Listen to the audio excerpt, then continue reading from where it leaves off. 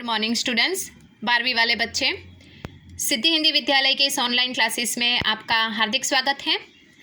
अब बच्चों यहाँ पे सबसे पहले तो हमारा जो व्याकरण में जो मैंने आपको होमवर्क दिया था, ठीक है, वो पहले मैं यहाँ पे जवाब के साथ आपको बता देती हूँ। उसके बाद हम आज पाठ की शुरुआत करेंगे।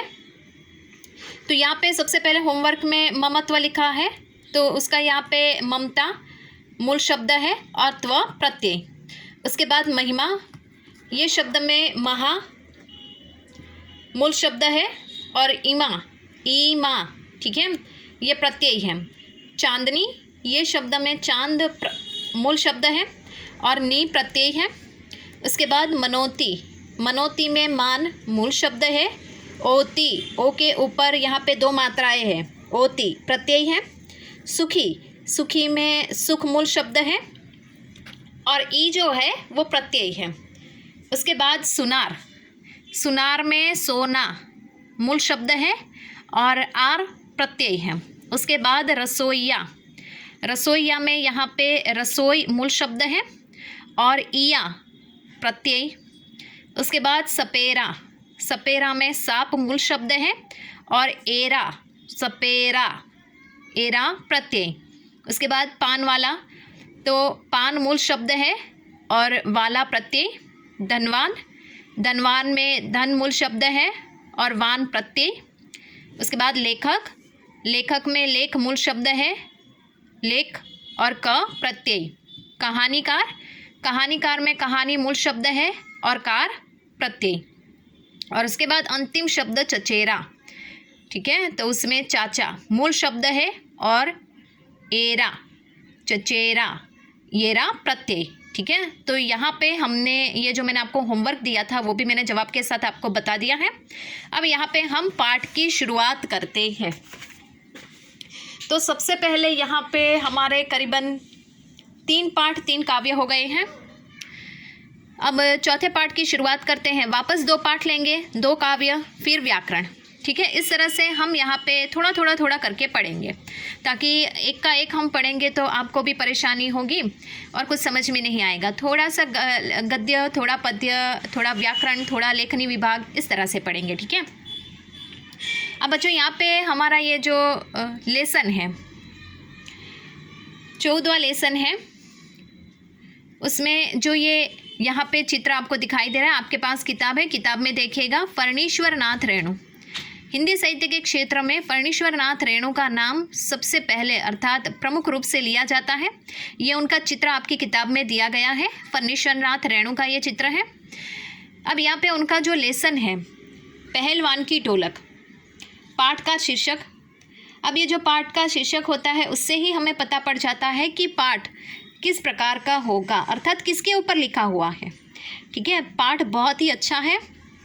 हमें पहलवान यहाँ पे घर में बैठे बैठे नहीं, मतलब किस प्रकार से सीखा जाता है, दाव पेच कैसे होते हैं, ऐसा नहीं, लेकिन जिसका परिचय यहाँ पे दिया जाता है, वो जो पहलवान जिसके ऊपर ये पाठ लिखा है, ये इंसान का व्यक्तित्व कैसा है उसके बारे में है, ठीक है। तो यहाँ पे सबसे पहले पाठ की शुरुआत करने से पहले जो लेखक हैं फणीश्वर नाथ रेणु, उनका परिचय प्राप्त कर लेते हैं। सबसे पहले उनका जन्म 4 मार्च सन 1921, हाथ में पेंसिल लीजिए, अंडरलाइन कीजिए। 4 मार्च सन 1921, ओराही हिंगना, जिला पुनिया, अब अररिया, बिहार में। बिहार में ये जगह है। आप कोई अगर बिहार से हो तो आपको पता होगा, बिहार में ये जो जिला पुनिया जिला है, जिसमें यहाँ पे ये जो अभी हाल में अररिया कोई गांव है नाम का, उससे पहले ओराही हिंगना नाम से पहचाना जाता था। वहाँ पे फणीश्वर नाथ रेणु का जन्म 4 मार्च 1921 में हुआ। आपको मैं विस्तार से बता रही हूँ, फिर सोचेंगे कि ये सब क्या छपा है, ठीक है। तो यहाँ पे पुनिया जिले में, बिहार में पुनिया जो जिला है उसमें अभी अररिया नामक कोई गांव है, जिसको पहले ओराही हिंगना के नाम से पहचाना जाता था। 4 मार्च 1921 में फणीश्वर नाथ रेणु का वहाँ पे जन्म हुआ। अब यहाँ पे उनकी प्रमुख रचनाओं के बारे में बताया गया बच्चों, जैसे कि मैला आंचल बहुत ही प्रसिद्ध रचना है उनकी, परती परिकथा, दीर्घ तपा जुलूस, कितने चौराहे उपन्यास ब्रैकेट में, मतलब ये किसी एक व्यक्ति के जीवन के ऊपर जन्म से लेकर मृत्यु तक उसके इर्द गिर्द बहुत सारे पात्र होगा और विस्तार से लिखा हुआ होगा। ठुमरी, अग्निखोर, आदिम, रात्रि की महक, एक श्रावणी दोपहर की धूप। ब्रैकेट में लिखा है कहानी संग्रह, मतलब ये पूरा कहानी का विभाग होगा, हिस्सा होगा। उसके बाद ऋण जल, धन जल, ये ऋण जल और धन जल दोनों मतलब साथ में ही नाम है एक ही रचना के। वन तुलसी की गंध, श्रुति अश्रुत, श्रुत अश्रुत, पूर्व, स्मरण, अर्थात यहाँ पे उनके जीवन में कोई घटना सबसे पहले अतीत में कोई घटना ऐसी घटित हुई होगी जिन्होंने उनको यहाँ पे अपने समय जाने के साथ साथ उन्होंने अपने साहित्य के माध्यम से उसमें ये शब्दों के माध्यम से हमारे सामने रखा है, मतलब कोई रचना की है जिसको स्मरण उनके वास्तविक जीवन के ऊपर आधारित होगा। नेपाली क्रांति कथा, ब्रैकेट में लिखा है रिपोर्टाज। रिपोर्टाज का मतलब होता है कि जैसे कि हमने रिपोर्ट प्रस्तुत करना, जैसे कि कहीं हम जाते हैं वहाँ कोई घटना देखते हैं और फिर उसको समय के साथ बहुत ही शॉर्ट में बताते हैं, बहुत ही लिमिट, जैसे कि एक पन्ने में हम सिमटा देते हैं। हमको बताना होता है कितने बजे घटना शुरू हुई, कितने बजे ख़त्म हो गई, उसके बीच में कौन कौन आया, किसने कौन सी बात के ऊपर प्रकाश डाला, कौन सी मुख्य बातें थीं, किस तरह से उनका स्वागत हुआ, ये मेन मुद्दे उसमें रिपोर्टाज में होते हैं।